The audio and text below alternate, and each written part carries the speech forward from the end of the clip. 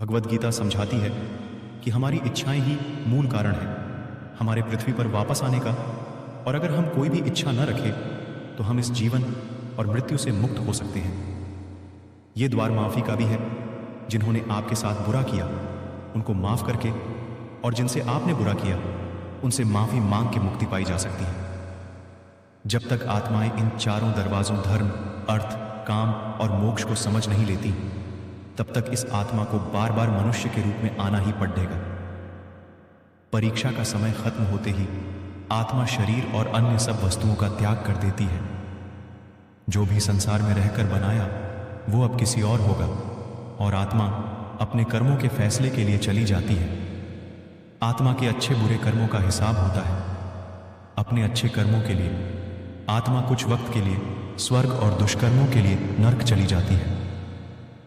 नरक में आत्मा को अपने पापों के अनुकूल सजाएं मिलती हैं, पर सजा खत्म होने के बाद आत्मा को फिर से एक नया शरीर और नया दिमाग मिलता है इस परीक्षा में फिर से बैठने के लिए। और हर परीक्षा में वही सब फिर दोहराया जाएगा। जिंदगी के चार स्तंभ धर्म, अर्थ, काम और मोक्ष को समझने के लिए हर जन्म में अपने कई जन्मों के कर्मों के हिसाब से हर आत्मा को कभी अच्छे तो कभी बुरे हालातों से जाना पड़ता है। लेकिन जब तक आत्मा परमात्मा के साथ योग को नहीं समझ लेती तब तक वो मुक्ति नहीं पा सकती। भगवद गीता समझाती है कि मनुष्य अपने शरीर, दिमाग या दिल से भगवान को पा सकता है।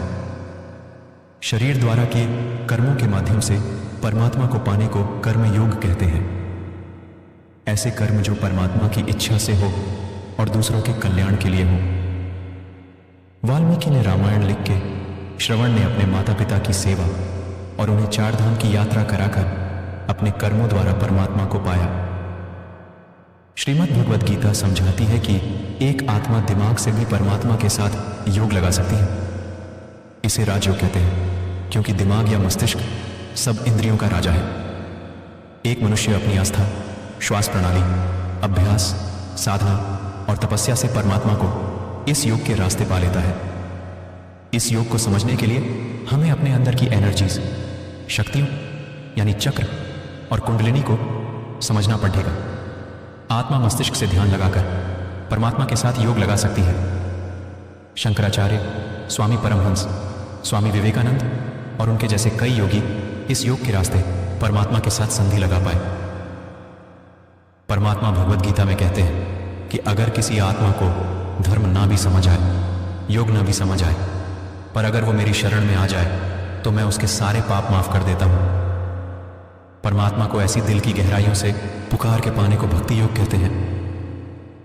चैतन्य महाप्रभु, मीराबाई और भगवान हनुमान इस योग के सबसे बढ़े उदाहरण हैं। लेकिन कभी आत्मा अपने होने का मूल कारण भूल के धर्म का उल्लंघन करे या पाप के रास्ते पर निकल जाए तो उसे ठीक करने के लिए परमात्मा को खुद किसी रूप में पृथ्वी पे जन्म लेते हैं। तो मित्रों, आइए श्रीमद् भगवद गीता को पूरा पारैज के इस जिंदगी के असली मायने समझें और परमात्मा के साथ योग लगाएं। अगर आपको यह भगवद गीता का सार पसंद आया तो इसे औरों के साथ जरूर शेयर करें ताकि सब आत्माएं अपने यहाँ होने का मूल रूप समझ सकें और इस जन्म और मृत्यु से मुक्ति पाके हमेशा परमात्मा के साथ रह सकें।